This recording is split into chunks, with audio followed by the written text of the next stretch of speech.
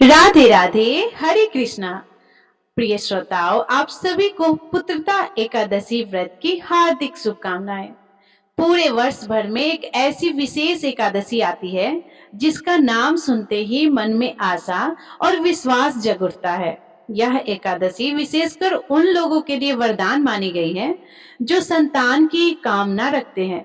यह अपनी संतान के सुखद भविष्य की और उनके दीर्घायु जीवन की कामना रखते हैं, और उन आत्माओं के लिए भी जो अपने जीवन को पापों से मुक्त करना चाहती है। यह पावन तिथि है पौष मास के शुक्ल पक्ष की पुत्रदा एकादशी, जिसे कई जगह पर वैकुंठ एकादशी भी कहा गया है। कहा जाता है कि इस एकादशी का व्रत सच्चे मन और श्रद्धा से करने पर भगवान विष्णु अपने भक्तों पर विशेष कृपा करते हैं।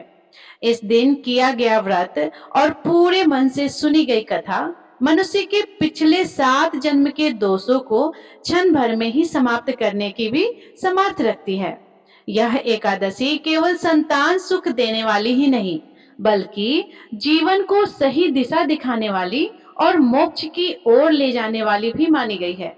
इसीलिए प्रिय श्रोताओं, आज अपने मन को शांत कर भगवान श्री हरि पर पूर्ण विश्वास रखते हुए इस दुर्लभ और पुण्यदायी एकादशी की कथा पूरे भाव से सुनिए, क्योंकि जब कथा श्रद्धा से सुनी जाती है तो केवल कथा नहीं रहती, वह कृपा बनकर जीवन में उतर आती है। तो सभी प्रेम से बोलिए श्री लक्ष्मी नारायण भगवान की जय। पुत्रदा एकादशी की जय। धर्मराज युधिष्ठिर भगवान श्री कृष्ण से बोले, श्री कृष्ण, आपने शुभकारिणी सफला एकादशी का वर्णन किया, अब कृपा करके शुक्ल पक्ष की एकादशी का महत्व भी बतलाइए। उनका क्या नाम है, कौन सी विधि है और उसमें किस देवता का पूजन किया जाता है। तब भगवान श्री कृष्ण ने इस प्रकार कहा, राजन, पौष के शुक्ल पक्ष की जो एकादशी है उसे बतलाता हूँ, सुनो। महाराज, संसार के हित की इच्छा से अब मैं इसका वर्णन करता हूँ। राजन, अन्य एकादशी व्रतों की विधि से ही यत्न पूर्वक इसका व्रत करना चाहिए। इसका नाम पुत्रदा है और यह सब पापों को हरने वाली उत्तम तिथि है। समस्त कामनाओं और सिद्धियों के दाता भगवान नारायण इस तिथि की अधिदेवता है। चराचर प्राणियों सहित समस्त त्रिलोकी में इसे बढ़कर दूसरी कोई तिथि नहीं है। पूर्व समय की बात है, भद्रावती पुरी में राजा सुकेतुमान राज्य करते थे। उनकी रानी का नाम चंपा था। राजा को बहुत समय तक कोई वंशधर पुत्र नहीं प्राप्त हुआ, इसीलिए दोनों पति पत्नी सदा चिंता और शोक में डूबे रहते थे। राजा के पितर उनके दिए हुए जल को सुकोच्छवास से गर्म करके पीते थे। राजा के बाद और कोई ऐसी नहीं दिखाई देता जो हम लोगों का तर्पण करेगा। यह सोचकर पीतर भी दुखी रहते थे। एक दिन राजा घोड़े पर सवार होकर घने वन को चले गए। पुरोहित आदि किसी को भी इस बात का कुछ पता नहीं था। मृग और पक्षियों से सेवित उस सघन वन में राजा भ्रमण करने लगे। मार्ग में कहीं सियार की बोली सुनाई पड़ती थी तो कहीं उल्लुओं की। जहां तहां रीछ और मृग भी दिखाई दे रहे थे। इस तरह घूम घूम कर राजा वन की शोभा को देख रहे थे। इतने में ही दोपहर हो गई। राजा को भूख और प्यास सताने लगी। अब वे जल की खोज में इधर उधर दौड़ने लगे। किसी पुण्य के प्रभाव से उन्हें एक उत्तम सरोवर दिखाई दिया, जिसके समीप मुनियों के बहुत से आश्रम थे, और सौभाग्यशाली नरेश ने उन आश्रमों की ओर देखा।